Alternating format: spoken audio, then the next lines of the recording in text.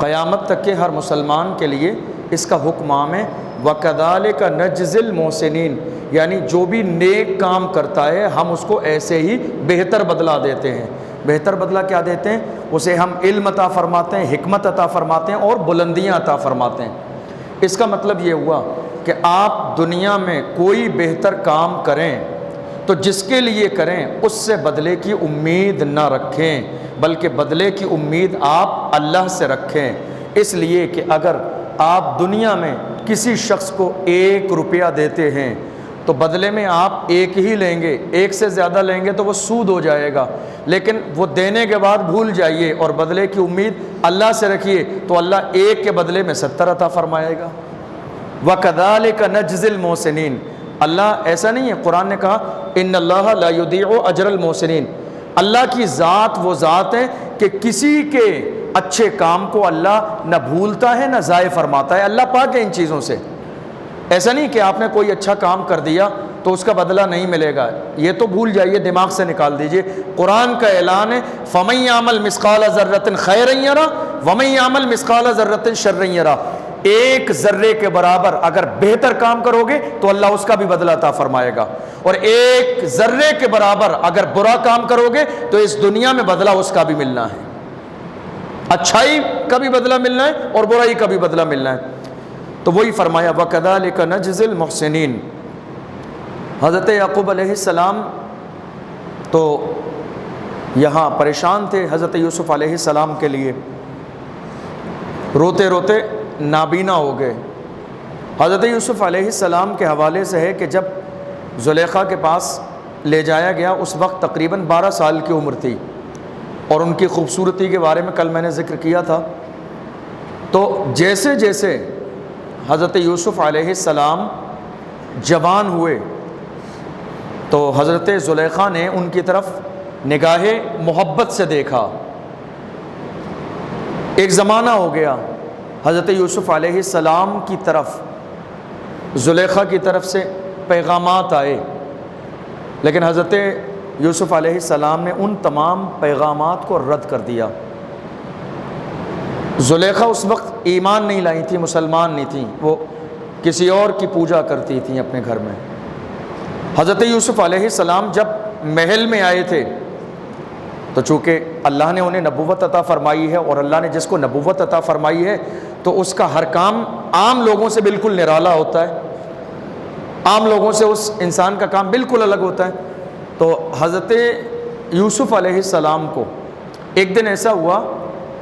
کہ زلیخا وہاں کے جتنے معبد تھے مصر کے، معبد کا مطلب مندر ہوتا ہے، عربی میں معبد کہتے ہیں، تو جتنے معبد تھے وہ سیر کرانے کے لیے لے گئیں، دکھا کے لائیں، بتائیں۔ مقصد یہ تھا کہ چونکہ یہ چھوٹا بچہ ہے ابھی تو ہم اسے اپنے خداؤں کے بارے میں انٹروڈکشن کرا دیں تاکہ جو عقیدہ ہمارا ہے وہ عقیدہ اس بچے کا ہو جائے۔ تو ایک معبد میں لے کر پہنچی، ایک مندر میں جہاں عبادت کی جا رہی تھی، بہت سارے کھانے ایک بڑی مورتی کے سامنے رکھے ہوئے تھے اور لوگ جھکے ہوئے تھے۔ تو حضرت یوسف علیہ السلام کو جیسے لے کے زلیخا پہنچی، آپ گئے اندر تو وہ ایسے کھڑے دیکھ رہے تھے چاروں طرف۔ زلیخا گئی تو زلیخا نے تو سر جھکا دیا، مگر یوسف علیہ السلام ایسے ہی دیکھ رہے تھے بالکل جیسے نارمل کھڑے تھے۔ تو زلیخا نے اپنے ہاتھ سے ان کا سر جھکانے کی کوشش کی کہ آپ بھی سر جھکا لو۔ تو حضرت یوسف علیہ السلام نے فرمایا میں اللہ کا بندہ ہوں، میری پیشانی اللہ کے علاوہ کسی اور کے سامنے نہیں جھکے گی۔ اس کے بعد جب واپسی کا سفر ہوا، جانے میں کیا ہوا تھا کہ اس زمانے میں، اور یہ جو رواج تھا عرب کی سرزمین پر ہمارے آقا صلی اللہ علیہ وسلم کے آنے تک رہا کہ افریقہ کے کالے لوگ بالکل جانوروں کی طرح استعمال کیے جاتے تھے کاموں میں، دنیا کی نظر میں ان کی کوئی اہمیت نہیں تھی، ان کی کوئی عزت نہیں تھی۔ بالخصوص مصر کی سرزمین پر ان کالے لوگوں کو سواری کے لیے استعمال کیا جاتا تھا۔ ایک بالکل مطلب کرسی ٹائپ کی بن جاتی تھی اور اس میں چاروں سائیڈ میں بانس لگے ہوتے تھے، تو 2 لوگ اپنے اگلے چلتے تھے کاندھے پہ رکھ کے، 2 لوگ پیچھے، اس انداز میں سواری ہوتی تھی۔ تو جب زلیخا جانے کے لیے آئیں باہر، یوسف علیہ السلام کو لے کر، کہا بیٹھو،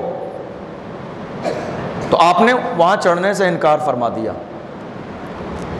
کہ اللہ نے انسانوں کو اس لیے نہیں بنایا ہے، اور نہ ہی میرا دین مجھے اس بات کی اجازت دیتا ہے کہ میں کسی انسان کے اوپر سواری کروں، چونکہ قرآن کا اعلان ہے وَلَقَدْ كَرَّمْنَا بَنِي آدم، ہم نے اولاد آدم کو سب کو باعزت بنایا ہے، کوئی ذات برادری کی بنیاد پر افضل اور ادنا نہیں ہے، ایمان کی بنیاد پر سب برابر ہیں۔ تو آپ نے انکار کر دیا، لیکن چونکہ آپ چھوٹے تھے اور اس حیثیت سے کہ آپ زلیخا کے محل میں تھے تو وہ آپ کی مالک بھی تھی، تو لا محالہ مجبوراً آپ نے کہنا مانا بیٹھ گئے، سجدہ نہیں کیا، واپس آئے تو راستے میں حضرت یوسف علیہ السلام نے زلیخا سے سوالات کیے، اللہ کی ذات کے بارے میں، دین کے بارے میں، اسلام کے بارے میں، زلیخا کے عقیدے کے بارے میں، اتنے سوالات راستے میں کر دیے یوسف علیہ السلام نے کہ زلیخا کو لاجواب کر دیا، کوئی جواب نہیں تھا، پریشان ہو گئی وہ۔ اور جیسے ہی ہوتا نا کوئی انسان بہت زیادہ پریشان ہو جاتا ہے نا، تو اپنے دروازے پر جب اس کی گاڑی پہنچتی ہے بہت تیزی سے دروازہ بند کر کے وہ دوڑتا ہوا اپنے روم میں جاتا ہے، ذرا سکون ملے، ٹینشن میں دے، یہی انداز تھا، اتنا پریشان ہو گئی تھی۔ اور جب محل کے اندر پہنچی تو عزیز مصر کو دیکھا، انہوں نے کہا کیا بات ہے، پریشان ہو؟ کہ اس بچے کے بارے میں تو میں حیران ہوں، اس بچے کو کیا کیا پتہ ہے، مجھے تو حیرت ہے، ایسی ایسی باتیں پتہ ہیں جو کبھی ہمارے وہم و گمان میں بھی نہیں آئیں، ایسی باتیں کیسے پتہ ہیں اتنی کم عمر میں؟ تو عزیز مصر نے کہا میری نگاہ دیکھ رہی ہے کہ اس بچے کی آنے والے زمانے میں بڑی شان ہوگی، یہ کوئی عام بچہ نہیں ہے، یہ بہت خاص اور انوکھا بچہ ہے۔ پرورش ہوتی رہی۔ میں نے بتایا تھا کہ جو عزیز مصر جس کو کہا گیا وہ دراصل اوریجنل بادشاہ نہیں تھے، بادشاہ کوئی اور تھے، یہ بادشاہ کے وزیر اعظم تھے، لیکن ساری حکومت کی ذمہ داری انہی کو دی تھی، وزیر اعظم کو، انہی کو عزیز مصر کہا جاتا تھا۔ تو جو مین بادشاہ تھے بزرگ، تو عزیز مصر اس بزرگ بادشاہ کے پاس ملاقات کے لیے گئے تو لے گئے، وہاں ان کا اپنا ایک بیٹا بیٹھا ہوا تھا۔ جیسے یوسف علیہ السلام اس محل میں گئے، حالانکہ وہ بادشاہ غیر خدا کو عبادت کرتا تھا، اللہ کو نہیں مانتا تھا، جیسے ہی گئے اس بادشاہ کا اپنا بیٹا فوراً تعظیم کے لیے اٹھ کے کھڑا ہو گیا، یوسف علیہ السلام کے چہرے پہ نظر پڑتی تعظیم کے لیے اٹھ کے کھڑا ہو گیا۔ تو باپ نے ہاتھ پکڑ کے بٹھایا کہ تم بادشاہ کے بیٹے ہو، تم بادشاہت کی کرسی پہ بیٹھے ہو، تمہارے لیے حکم نہیں ہے تم کسی کے لیے اٹھو، لوگوں کے لیے حکم یہ ہے کہ لوگ تمہارے لیے اٹھیں۔ تو اس نے کہا پتہ نہیں مجھے کیا ہوا، میرا جسم ان کو دیکھتے ہی بے قابو ہو گیا، میں کوشش سے نہیں اٹھا، میری نظر ان کے چہرے پہ پڑی، میرا جسم اس انداز میں آمادہ ہو گیا کہ میں بے اختیار اٹھ کے کھڑا ہو گیا ان کی تعظیم کے لیے۔ اس کے بعد کچھ سوالات کیے بادشاہ نے، حضرت یوسف علیہ السلام نے سوال کا جواب بھی دیا اور ایکسٹرا سوالات بھی کر دیے، یعنی ہوتے ہیں نا اللہ جس کو کمال عطا فرماتا ہے تو وہ جہاں بھی جاتا ہے وہ اپنی پہچان چھوڑ کے آتا ہے۔ کسی نے کہا تھا نا عشق اور مشک چھپتے نہیں ہیں، سمجھے، مشک ہے، خوشبو ہے، اس کو تالے میں بند نہیں کیا جا سکتا، خوشبو ہے، یہ تو پھیل جائے گی۔ اللہ نے بڑا کمال عطا فرمایا حضرت یوسف علیہ السلام کو۔ حضرت یوسف علیہ السلام جب محل میں گئے، اس سے پہلے اس محل کا حال یہ تھا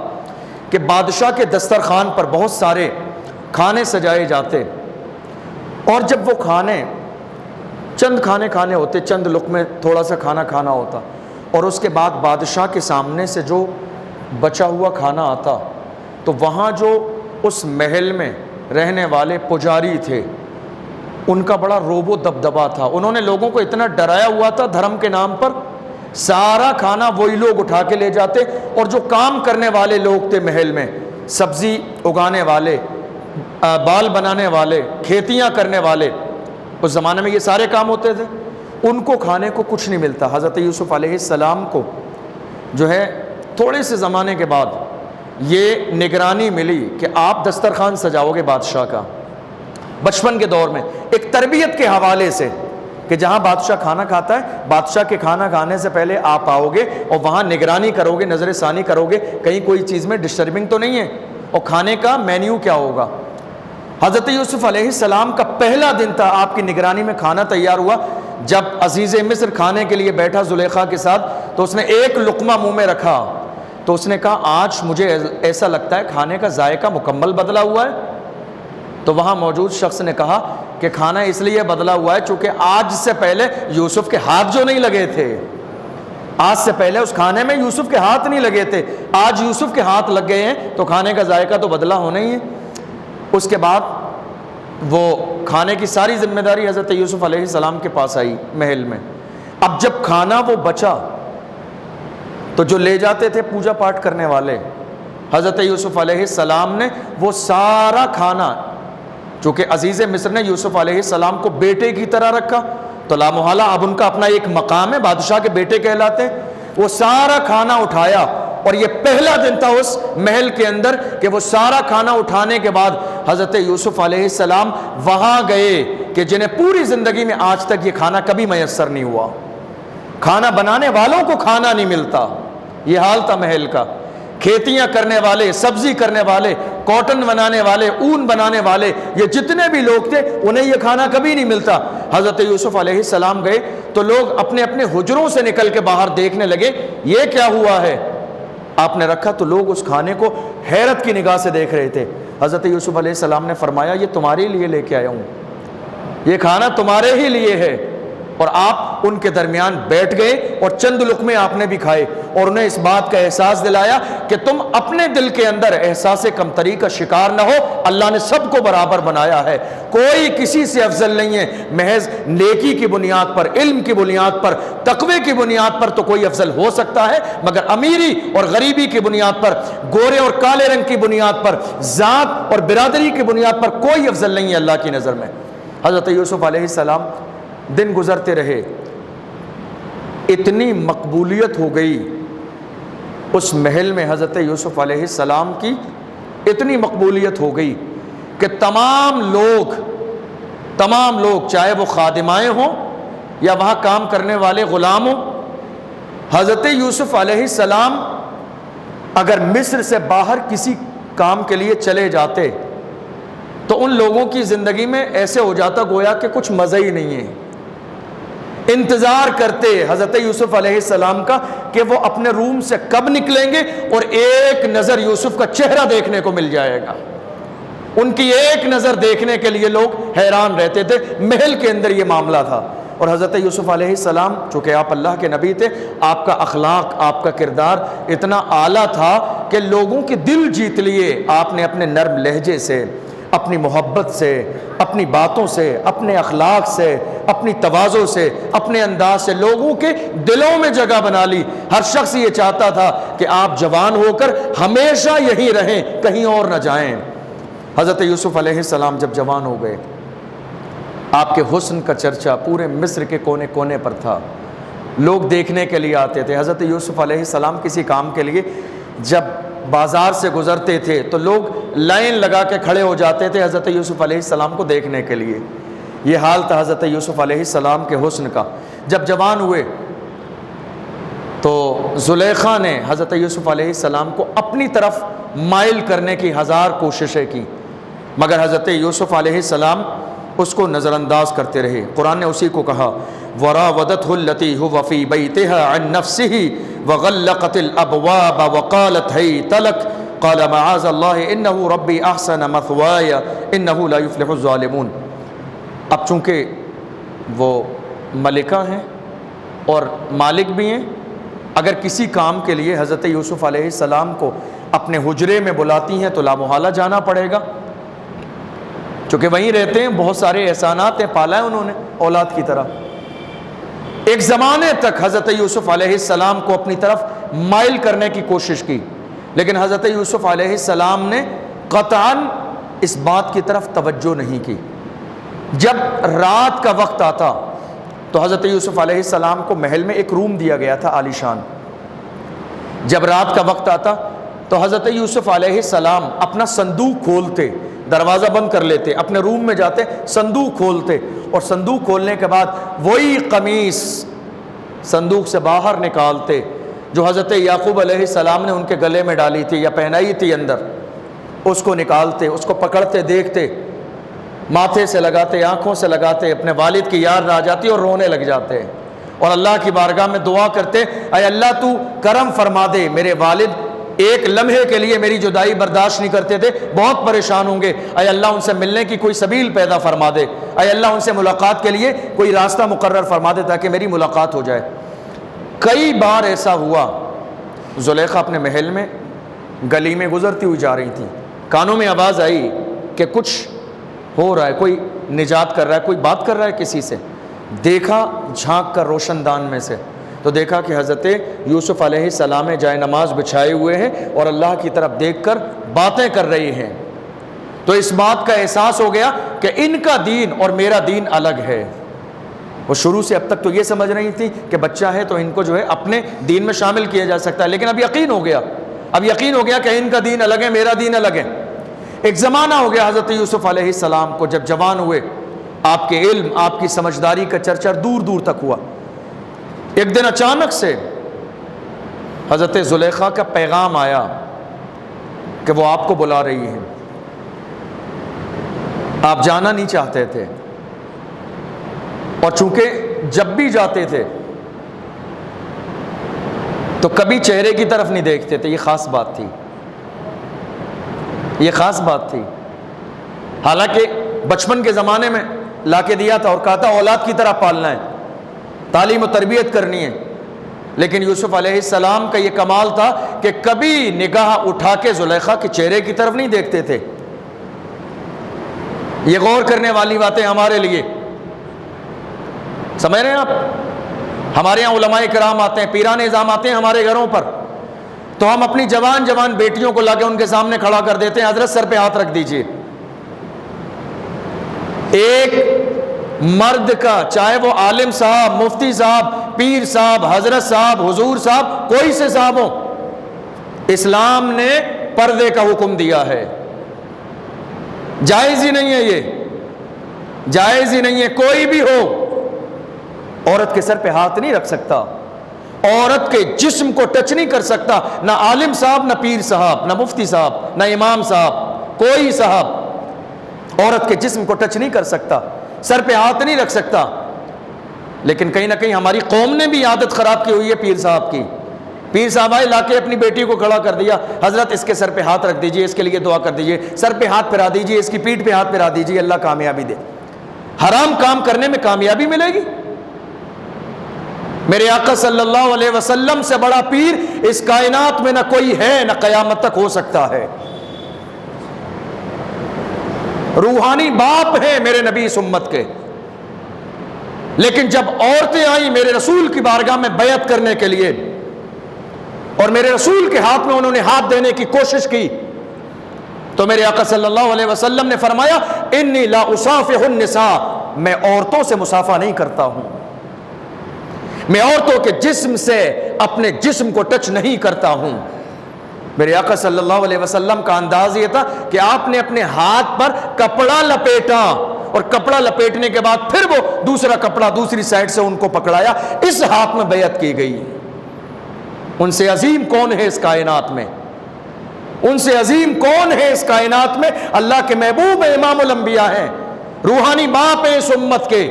مگر دیکھیے میرے آقا صلی اللہ علیہ وسلم نے، بوڑھی عورتیں آتی رسول اللہ کا ہاتھ چوم لیں، میرے آقا ہاتھ پیچھے کر لیتے، انی لا اصافح النساء، میں عورتوں سے ہاتھ نہیں ملاتا ہوں،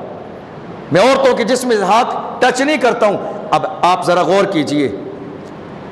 جب رسول اللہ نے نہیں ملایا تو دنیا کے کسی پیر کے لیے کیسے جائز ہو گیا؟ جب رسول اللہ نے ہاتھ نہیں ملایا کسی عورت سے تو دنیا کے کسی عالم، کسی پیر کے لیے کسی عورت کے سر پہ ہاتھ رکھنا یہ جائز کیسے ہو گیا؟ عورت کا پورا جسم عورت ہے، عورت کا پورا جسم عورت ہے، چھپانے کی جگہ ہے۔ میرے آقا صلی اللہ علیہ وسلم نے حضرت عائشہ صدیقہ کی بلند آواز سنی تھی قرآن پڑھتے ہوئے، تو حجرے میں آ کے کہا تھا عائشہ آواز ہلکی کر لے، جس طرح تیرے چہرے کا پردہ ہے ویسے ہی تیری آواز کا بھی پردہ ہے، جس طرح تیرے چہرے کا پردہ ہے ویسے ہی تیری آواز کا بھی پردہ ہے۔ ذرا غور تو کیجئے، جو اسلام عورت کو آواز بلند کرنے کی اجازت نہ دیتا ہو، بھلے ہی وہ قرآن پڑھتی ہو، تو کسی پیر کو کیسے اجازت ہوگی کہ ہمارے گھر کی بیٹی کے سر پہ اور اس کے جسم پہ ہاتھ لگا دے؟ یہ ہماری غلطی ہے، یہ ہماری غلطی ہے، یہ ہماری مسٹیک ہے۔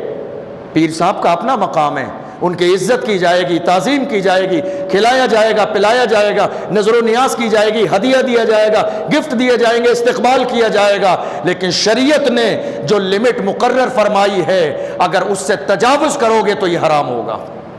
تو یہ گناہ ہوگا۔ یہ ہمیں اسلام نے مزاج دیا ہے۔ حضرت یوسف علیہ السلام کو بلایا، حضرت یوسف علیہ السلام جانا نہیں چاہ رہے تھے، لیکن حکم تھا، مالکہ ہیں، جانا پڑا، گئے۔ تو بلانے کے لیے جو خادمہ آئی تھی، زلیخا کا اپنا جو روم تھا کس انداز میں تھا، 7 تالے تھے اس گیلری میں روم تک، ٹھیک ہے۔ جیسے حضرت یوسف علیہ السلام پہلے میں بڑھے، پہلا دروازہ بند کر دیا، آپ سمجھ گئے کچھ خطرہ ہے۔ دوسرے میں جب گئے آپ تو دوسرا دروازہ اس خادمہ نے بند کر دیا۔ آپ نے پوچھا یہ کیا ہے؟ کہا نہیں آپ تو چلیے، آپ کو زلیخا نے بلایا، آپ اس پہ غور مت کیجیے۔ حضرت یوسف علیہ السلام چلتے جا رہے ہیں اور سوچتے جا رہے ہیں کچھ تو ہے، بے خودی بے سبب ہوتی نہیں غالب، کچھ تو ہے جس کی پردہ داری ہے۔ بڑھتے چلے جا رہے ہیں آپ، جب بالکل حجرے میں پہنچ گئے آپ تو دیکھا کہ زلیخا نے بہترین لباس پہنا ہوا ہے، اپنے آپ کو سجایا ہے، اپنے آپ کو سنوارا ہے، اور خوبصورت لباس پہننے کے بعد حضرت یوسف علیہ السلام کے سامنے کھڑی ہیں۔ حضرت یوسف علیہ السلام گئے، آپ نے اپنی نگاہ کو نیچے رکھا، دیکھا ہی نہیں۔ تو ان کے جو اپنے جملے تھے، گویا کہ جس انداز میں آج پوچھا جاتا ہے نا ہم کیسے لگ رہے ہیں، یہی ایک انداز تھا پوچھنے کا۔ لیکن حضرت یوسف علیہ السلام نے چونکہ دیکھا ہی نہیں تو کوئی خاص جواب ہی نہیں دیا۔ اس کے بعد جو خادمہ لے کر آئی تھی اندر، اس کو اشارہ کیا تم جاؤ، تم نکلتی جانا اور باہر سے تالے لگاتی جانا، تم نکلو اور باہر سے لوک لگا دینا، پھر باہر نکلو پھر لوک لگا دینا۔ اس طرح 7 لوک لگا دیے گئے۔ اب آپ وہاں موجود ہیں۔ اس کے بعد آپ سمجھ گئے کہ اب مجھے یہاں سے بچنا چاہیے کسی انداز میں۔ قرآن نے اس کو کہا وَلَقَدْ هَمَّتْ بِهِ وَهَمَّ بِهَا لَوْلَا أَن رَأَىٰ بُرْهَانَ رَبِّهِ، فرمایا جب زلیخا نے ارادہ کیا، قریب تھا کہ وہ بھی ارادہ کر لیتے، مگر اللہ نے ان کو نشانی دکھا دی۔ نشانی کیا دکھائی؟ کتابوں میں ہے، تفسیر میں ہے کہ آپ نے دیکھا اس وقت میں حضرت یعقوب علیہ السلام کا جلوہ نظر آیا، جو اپنے منہ میں اپنی انگلی کو دبائے ہوئے تھے، اشارہ کر رہے تھے یوسف خبردار خبردار گناہ کے قریب نہیں جانا، اے یوسف خبردار گناہ کے قریب نہیں جانا۔ حضرت یوسف علیہ السلام ایک طرف تالے کو دیکھتے جا رہے ہیں کہ مجھے نکلنا کیسے یہاں سے، اور ایک طرف زلیخا کی باتوں پر غور کر رہے ہیں۔ حتیٰ کہ ہوا یہ کہ حضرت یوسف علیہ السلام نے، سامنے لوک لگا ہوا ہے لیکن اللہ کی ذات پر یقین اور بھروسہ دیکھیے، انہیں معلوم ہے 7 تالے لگے ہوئے ہیں، کوئی بہت زیادہ جگہ نہیں ہے بھاگنے کے لیے۔ 4 قدم پہ تو دروازہ اور لوک لگا ہوا ہے، کتنی دور بھاگیں گے؟ 2 قدم چلیں گے دروازہ آ جائے گا اور اس میں لوک لگا ہوا ہے۔ لیکن اللہ کی ذات پر بھروسہ اتنا تھا کہ میں اپنے آپ کو گناہ سے بچانے کے لیے نیکی کے راستے پہ چلوں گا تو اللہ نیکی والا راستہ میرے لیے آسان فرما دے گا۔ حضرت یوسف علیہ السلام نے دوڑنا شروع کیا۔ اللہ کی شان دیکھو، جب آپ دوڑے تو جس دروازے کے قریب جاتے وہی تالا کھل جاتا، جس دروازے کے آپ قریب پہنچتے وہی تالا کھل جاتا، جس دروازے کے قریب پہنچتے وہی تالا کھل جاتا۔ اب سچویشن ایسی ہوئی کہ یوسف علیہ السلام آگے دوڑتے جا رہے ہیں اور زلیخا آپ کو پکڑنے کے لیے پیچھے دوڑتی ہوئی جا رہی ہیں، دوڑتے دوڑتے دوڑتے دوڑتے بالکل جب آخری دروازہ آ گیا تو آپ جب اس آخری دروازے کے قریب پہنچے تو اب وہ دروازہ کھلنے والا تھا کہ زلیخا نے آپ کو پکڑنے کے لیے پیچھے سے ہاتھ مارا۔ اس انداز میں اتنی شدت کے ساتھ تیزی سے ہاتھ مارا پکڑنے کے لیے کہ حضرت یوسف علیہ السلام کا پیچھے سے کرتا شریف پھٹ گیا۔ اتنی زبردست انداز میں، جو کہتے ہیں نا پنجہ مارنا تیزی کے ساتھ جلدی میں، آپ کا کرتا شریف پھٹ گیا، اور جیسے ہی دروازہ کھلا تو عزیز مصر سامنے کھڑا ہوا ہے۔ جیسے ہی دروازہ کھلا، قرآن نے اس کو بہت تفصیل سے بیان فرمایا، وَاسْتَبَقَ الْبَابَ وَقَدَّتْ قَمِيصَهُ مِنْ دُبُرٍ وَأَلْفَ يَا سَيِّدَهَا لَدَى الْبَابِ قَالَتْ مَا جَزَاءُ مَنْ أَرَادَ بِأَهْلِكَ سُوءًا إِلَّا أَنْ يُسْجَنَ أَوْ عَذَابٌ أَلِيمٌ۔ جب دیکھا سامنے دو لوگ ہیں، دروازہ بند ہے، لاک لگا ہوا ہے، یہ کیا بات؟ لا محالہ یہ ایک شک والی کنڈیشن تھی، شک والی۔ زلیخا سمجھ گئیں کہ شوہر میرا سامنے آ گیا ہے، اب کہیں خدا خیر کرے کہ نہ جانے اب کیا ہوگا، حالات ایسے ہوتے ہیں۔ فوراً انداز بدل لیا، فوراً انداز بدل لیا۔ عزیز مصر نے دیکھا کہ زلیخا کے چہرے پر بھی پسینے کے آثار ہیں، گھبراہٹ ہے، اور اس سے زیادہ یوسف گھبرائے ہوئے ہیں، کچھ تو ہے، کوئی تو بات ہے۔ تو فوراً زلیخا نے تیور بدلے اپنے، اور تیور بدلنے کے بعد کہا قال ہی راودتنی ما قالت ما جزاء من اراد باہلک سوءا، کہ عزیز مصر اس شخص کی کیا سزا ہے جو تمہاری بیوی کے ساتھ برائی کا ارادہ کرے؟ کیا کہا؟ اس شخص کی سزا کیا ہے جو تمہاری بیوی کے ساتھ، تمہاری گھر والی کے ساتھ برائی کا ارادہ کرے؟ یہ جملہ کہا، لیکن فوراً زلیخا کے دل میں خیال آیا کہ کہیں ایسا نہ ہو غصے میں عزیز مصر قتل کرا دے، تو فوراً خود سزا بھی بتا دی، الا ان یسجن او عذاب علیم، اس کی سزا میرے خیال سے بہتر یہی ہے کہ یا تو جیل میں ڈال دیا جائے یا کوڑے لگائے جائیں، سزا بھی بتا دی۔ قال ہی راودتنی عن نفسی وشہد شاہد من اہلہا، حضرت یوسف علیہ السلام نے فرمایا عزیز مصر، عزیز مصر میں نبی کا بیٹا ہوں، میں خیانت نہیں کر سکتا ہوں، اور نہ ہی میں نے خیانت کی ہے، میں رشتوں کو پہچانتا ہوں، میں سب کے مقام کو پہچانتا ہوں، میں سب کی حدوں کو پہچانتا ہوں۔ اللہ کا فضل ہے کہ اللہ نے مجھے ان سارے گناہوں سے پاک رکھا ہے، چونکہ نبی معصوم ہوتا ہے، نبی معصوم ہوتا ہے، نبی سے گناہ نہیں ہوتا ہے۔ اللہ کا احسان ہے میں حدود کو پہچانتا ہوں، میری حد کیا ہے، میری لمٹ کیا ہے، میں نے یہ گناہ نہیں کیا ہے۔ اور اگر تمہیں اس بات پر یقین نہ ہو تو میں گواہی دلوانے کے لیے تیار ہوں۔ 7 تالوں میں 2 لوگ بندے، گواہی کیسے ہوگی؟ 7 تالوں میں 2 لوگ بندے، گواہی تو اس وقت ہوتی ہے جب نظارہ آنکھوں سے دیکھا ہو، جب نظارہ آنکھوں سے دیکھا ہو تب گواہی ہوتی ہے۔ کیسی گواہی ہوگی؟ فرمایا وہ تم میرے اوپر چھوڑ دو، میرا پروردگار بہت طاقت والا ہے، وہ جو چاہے وہ کر سکتا ہے، کہ ٹھیک ہے ہمیں منظور ہے، تم گواہی دلوا دو۔ اس محل میں اس وقت میں حضرت زلیخا کے ماموں کا تقریباً 3 سے 4 مہینے کا ایک چھوٹا سا بچہ پالنے میں جھول رہا تھا۔ آپ نے کہا اس بچے کو بلوایا جائے۔ زلیخا کو بھی تعجب ہوا، یہ کیا بات ہوئی؟ عزیز مصر اور حیران،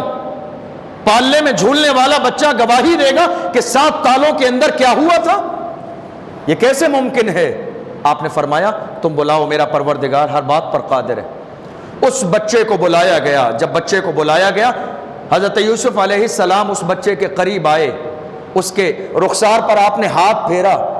اس کی زبان کے قریب آپ نے ہاتھ لگایا، پیار سے کہا اے بچے بول دے، جو حق ہے بتا دے، جو حق ہے وہ بتا دے۔ تو اس بچے کو اللہ نے بولنے کی طاقت عطا فرمائی، اور اس نے کہا وَإِن كَانَ قَمِيصُهُ قُدَّ مِن دُبُرٍ فَكَذَبَتْ وَهُوَ مِنَ الصَّادِقِينَ فَلَمَّا رَأَىٰ قَمِيصَهُ قُدَّ مِن دُبُرٍ قَالَ إِنَّهُ مِن كَيْدِكُنَّ إِنَّ كَيْدَكُنَّ عَظِيمٌ۔ اس نے کہا إِن كَانَ قَمِيصُهُ قُدَّ مِن قُبُلٍ فَصَدَقَتْ، دیکھ لو اگر یوسف کی قمیص آگے سے پھٹی ہے تو وہ عورت زلیخا سچ بول رہی ہے، اگر آگے سے پھٹی ہے تو قصور یوسف کا ہے۔ وَإِن كَانَ قَمِيصُهُ قُدَّ مِن دُبُرٍ فَكَذَبَتْ، اور اگر یوسف کی قمیص پیچھے سے پھٹی ہے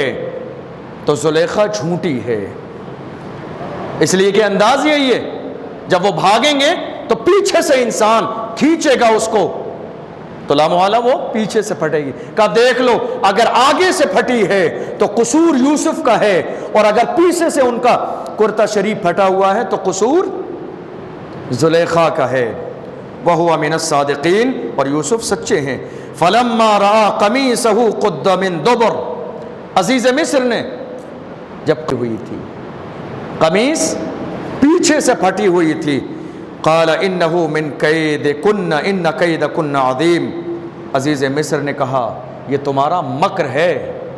یہ تمہارا دھوکہ ہے جو تم نے دھوکہ دینے کی کوشش کی ہے، اور یوسف جیسے پاک واس پر تم نے تہمت لگانے کی کوشش کی ہے۔ اس کے بعد کہا یوسف اعرض عن ھذا، قرآن شریف کا یہ 12واں پارہ ہے، تو یہاں پر کیا ہے؟ یوسف اعرض عن ھذا، یہاں سکتہ ہے، آپ پڑھیے گا تو آپ کو یاد آئے گا 13واں رکوع سکتہ ہے۔ سکتے کا مطلب ہوتا ہے کہ جہاں پر آواز ہلکی کر لی جاتی ہے، رک جاتے ہیں، وہ اس لیے کی جاتی ہے چونکہ یہاں بات مکمل ہو گئی۔ یوسف اعرض عن ھذا، اب زلیخا کی طرف سے عزیز مصر حضرت یوسف علیہ السلام کی طرف متوجہ ہوا اور اس نے کہا یوسف اعرض عن ھذا، اے یوسف میری اس بیوی کو تم معاف کر دو،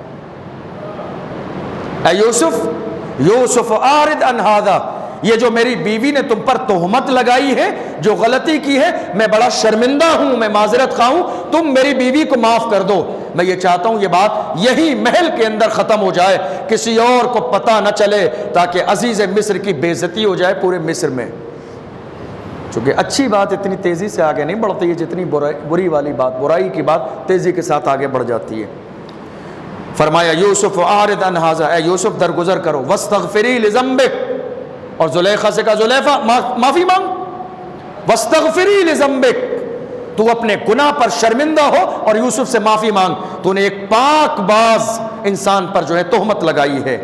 انک کنت من الخاطئین، میں یہ بات بہت اچھے سے جانتا ہوں کہ تیرا جرم ہے اور یوسف پاک ہے۔ وقال نسوة في المدينة امرأة العزيز تراود فتاها عن نفسه قد شغفها حبا إنا لنراها في ضلال مبين، اب اس بات کو چھپانے کے لیے بہت کوشش کی گئی لیکن چھپنے والی تو تھی نہیں، یہ بات عام ہو گئی، ذکر چلنے لگا، چرچا چلنے لگا، لوگ طرح طرح کی باتیں کرنے لگے، مطلب عیب شمار کیا جانے لگا کہ جس بچے کو اولاد کی طرح پالا جوان کیا، آج زلیخا نے اسی پر اپنے آپ کو فدا کر دیا، اسی کو دل دے بیٹھی ہیں، طرح طرح کا چرچا چلنے لگا، ذکر چلنے لگا۔ تو اس وقت زلیخا نے کہا اے میرے شوہر، میں چاہتی ہوں آپ ایک چھوٹا سا کام کر دیں، وہ کام یہ ہے کہ آپ یوسف کو کچھ دن کے لیے جیل بھیج دیں، یوسف کو کچھ دن کے لیے آپ جیل بھیج دیں تاکہ لوگوں کو پتہ چل جائے کہ قصور یوسف کا تھا۔ اگر آپ یوسف کو جیل نہیں بھیجیں گے اور وہ عزت کے ساتھ ہمارے دسترخوان پر ہمارے محل میں رہیں گے تو دنیا سمجھے گی اگر ان کا جرم ہوتا تو ہر مجرم جو ہے جیل میں جاتا، یوسف کیوں نہیں گئے؟ اس کا مطلب یہ ہے یوسف پاک باز ہے، زلیخا کا جرم ہے، اس لیے آپ جیل بھیج دیں تاکہ کہیں نہ کہیں ان پر الزام لگے، ہماری تھوڑی سی عزت بچ جائے۔ حضرت یوسف علیہ السلام کو جیل بھیجا جانے لگا۔ اس کے بعد فلما سمعت بمکرہن ارسلت الیہن واعتدت لہن متکئا وآتت کل واحدۃ منہن سکینا وقالت اخرج علیہن فلما رأینہ اکبرنہ وقطعن ایدیہن وقلن حاش للہ ما ھذا بشرا ان ھذا الا ملک کریم۔ اور سناؤں یا کل اور سناؤں؟ حضرت یوسف علیہ السلام کو جیل بھیج دیا گیا، لیکن اس سے پہلے ایک بڑا مشہور واقعہ ہوا جس کو لوگ جانتے ہیں، ذکر کرتے ہیں ہمیشہ۔ جب شرفائے مصر میں، مصر کے شریف خاندانوں کی عورتوں میں یہ چرچا چلنے لگا، زلیخا پر لوگ ملامت کرنے لگے کہ یہ تو بہت غلط ہوا، ایسا نہیں کرنا چاہیے تھا، تو زلیخا نے مصر کی شریف گھرانے کی بڑی 40 عورتوں کو دعوت دی اپنے دسترخوان پر۔ فلما سمعت بمکرہن ارسلت الیہن، ان کی طرف دعوت بھیجی، واعتدت لہن متکئا، اور ان کے لیے باضابطہ دسترخوان تیار کرائے، مسندیں ان کے لیے بیٹھنے کے لیے تیار کرائیں، وآتت کل واحدۃ منہن سکینا، دسترخوان لگا دیے، کھانے پینے کی چیزیں لگا دیں، اور وہاں گوشت بھی رکھ دیا کھانے کے لیے بھنا ہوا، پھل بھی رکھ دیے کھانے کے لیے کاٹنے والے، سیب، انار یا اس کے علاوہ نیمبو اور دیگر چیزیں، اور تمام عورتوں کے اعتبار سے گنتی کے مطابق چھریاں بھی رکھ دیں ان کے سامنے، اور ان سے کہا کھانا شروع کرو۔ اور یوسف علیہ السلام سے زلیخا نے کہا میرا حکم یہ ہے تمہارے لیے، میرا حکم یہ ہے تمہارے لیے، جب دسترخوان لگ جائے، جب دسترخوان سج جائے، ساری عورتیں کھانے کے لیے بیٹھ جائیں، تو تمہاری ذمہ داری یہ ہے کہ پھلوں کی ایک ٹوکری تم لے کر آنا اور بس ان عورتوں کے سامنے سے گزرتے چلے جانا، ٹوکری رکھ کے واپس چلے جانا، رکنا نہیں، ایک لمحے کے لیے بس گزرتے چلے جانا، تاکہ وہ عورتیں دیکھ لیں جو یوسف کی محبت میں گرفتار ہونے پر مجھے ملامت کر رہی ہیں، دیکھیں یوسف کے حسن کو دیکھ کر ان کا اپنا حال کیا ہوگا۔ فلما رأینہ اکبرنا، حضرت یوسف علیہ السلام نے کافی کوشش کی کہ آپ یہ بات نہ مانیں، لیکن چونکہ آپ وہاں رہتے ہیں، وہ حاکم کی حیثیت رکھتی تھی، بات مان لی۔ عورتیں بیٹھ گئیں کھانے کے لیے، کھانے لگیں، سب نے اپنے اپنے ہاتھوں میں چاقو لے لیے اور کاٹنے لگیں پھل۔ حضرت یوسف علیہ السلام کی طرف اشارہ کیا، ہاتھ سے اشارہ کیا، حضرت یوسف علیہ السلام پھلوں کی ٹوکری لے کے دسترخوان کے سامنے سے گزرے، عورتیں سامنے بیٹھی کھا رہی تھیں، آپ نے کسی کی طرف نہیں دیکھا، کسی کی طرف توجہ نہیں فرمائی، آپ کی نگاہ نیچی تھی، ٹوکری آپ نے لی، گزرتے گئے، وہاں رکھی اور واپس چلے گئے۔ اور جو عورتیں پھل کاٹ رہی تھیں تو اتنا گم ہو گئیں حسن یوسف میں کہ پھل کاٹتے کاٹتے اپنی انگلیاں کاٹ لی اور انہیں اس بات کا ذرے کے برابر احساس بھی نہیں ہوا۔ فلما رأینہ اکبرنا، تو جب انہوں نے حسن یوسف کو دیکھا تکبیر پکارنے لگیں، اللہ اکبر، کون ہے یہ، کون ہے یہ، ما ھذا الا بشرا، یہ کوئی بشر نہیں ہے، یہ تو فرشتہ ہے، ہماری نگاہوں نے اتنا حسن و جمال والا دیکھا ہی نہیں، اور انسان اتنا حسن و جمال والا کیسے ہو سکتا ہے، یہ انسان نہیں، یہ فرشتہ ہے۔ وَقُلْنَا حَاشَ لِلَّهِ مَا هَذَا بَشَرًا، یہ بشر نہیں ہے، إِنْ هَذَا إِلَّا مَلَكٌ کریم، یہ تو فرشتہ ہے۔ چلے گیا، جب عورتوں نے تھوڑا سا خمار کم ہوا تو دیکھا خون ٹپک رہا تھا سب کی انگلیوں سے، سب کے ہاتھوں سے خون ٹپک رہا تھا، پریشان تھی وہ، یہ کیا ہوا، یہ کیا ہوا۔ سب نے پھل پھینک دیے، چاقو پھینک دیے۔ اب زلیخا کھڑی ہوئی خطبہ دینے کے لیے، قالت فذلکن الذی لمتننی فیہ، کھڑی ہوئی اور کھڑے ہو کے کہنے لگی سنو، تم نے ایک نظر دیکھا ہے تو انگلیاں کاٹ لیں، تو سوچو میرے بارے میں، وہ 24 گھنٹے میری نگاہوں کے سامنے رہتے ہیں، تم جس بارے میں مجھے ملامت کر رہی ہو، تم مجھے برا کہتی ہو، تم نے ایک نظر ان کے چہرے کو دیکھا، تم بے اختیار ہو گئی، تمہارے جسم پر تمہارا قابو نہ رہا، تمہارے جسم پر تمہارا کنٹرول نہ رہا، تو ذرا غور کرو میرے بارے میں، وہ تو یہیں رہتے ہیں 24 گھنٹے میری نگاہوں کے سامنے، جو ہوا یہ میری طاقت سے باہر تھا، میری کوشش سے باہر تھا۔ وَلَقَدْ رَاوَدتُّهُ عَن نَفْسِهِ فَاسْتَعْصَمَ، اور زلیخا نے کہا میں نے تو انہیں اپنی طرف پھسلانے کی کوشش کی، مگر انہوں نے کبھی گناہ کے قریب آنے کی کوشش نہیں کی، وہ ہمیشہ محفوظ رہے۔ وَلَئِن لَّمْ يَفْعَلْ مَا آمُرُهُ لَيُسْجَنَنَّ وَلَيَكُونَ مِنَ الصَّاغِرِينَ، اگر یہ میری بات نہیں مانیں گے تو ان قریب میرے حکم سے یہ جیل جائیں گے اور وہاں انہیں قیدیوں کی طرح مجرم بن کر ذلت کے ساتھ زندگی گزارنا پڑے گی۔ حضرت یوسف علیہ السلام کو اس کے بعد جب آپ نے بات نہیں مانی تو زلیخا نے عزیز مصر کو کہا کہ یہ یہاں رہیں گے تو ہماری بے عزتی زیادہ ہوگی، کہ جرم ان کا نہیں میرا تھا، اس لیے انہیں آپ جیل میں بھیج دیں، جب یہ جیل میں چلے جائیں گے تو لوگوں کو اس بات کا احساس ہو جائے گا کہ نہیں انہوں نے کوئی نہ کوئی غلطی ضرور کی ہوگی جس کی بنیاد پر انہیں جیل بھیجا گیا ہے۔ حضرت یوسف علیہ السلام کو اس کے بعد جیل بھیجا گیا، اور جب جیل بھیج دیا گیا تو کتابوں میں لکھا ہے کئی بار زلیخا جیل بھی آئیں دیکھنے کے لیے، اور جیلر سے کہا یوسف سے جا کے کہو، یوسف سے جا کے کہو کیا میں نے انہیں اپنی محبت کی طرف بلایا تھا، وہ آج بھی اس بات کے لیے راضی ہیں یا راضی نہیں ہیں، اگر وہ راضی ہیں تو انہیں نکال دیا جائے گا جیل سے، اور اگر وہ بات ماننے کے لیے راضی نہیں ہے تو میری طرف سے یہ پیسے لو اور انہیں جا کے کوڑے اور لگاؤ تاکہ تکلیف اور زیادہ ہو۔ اس واقعے میں حضرت یوسف علیہ السلام 12 سال جیل میں رہے۔ کتنے؟ 12 سال۔ دیکھیے اب یہ تھی استقامت، قائم رہنا، حق پر قائم رہنا۔ لیکن یہ بات ذہن میں ضرور رکھیے کہ یہ جو واقعہ ہے حضرت یوسف علیہ السلام کا اور حضرت زلیخا کا، یہ چونکہ قرآن کی تفسیر میں ہے تو یہ سنایا ضرور جاتا ہے، لیکن ایسا نہ ہو کہ کوئی شخص حضرت زلیخا کے بارے میں اپنے ذہن میں کوئی غلط بات تصور کر لے، اس لیے کہ وہ بعد میں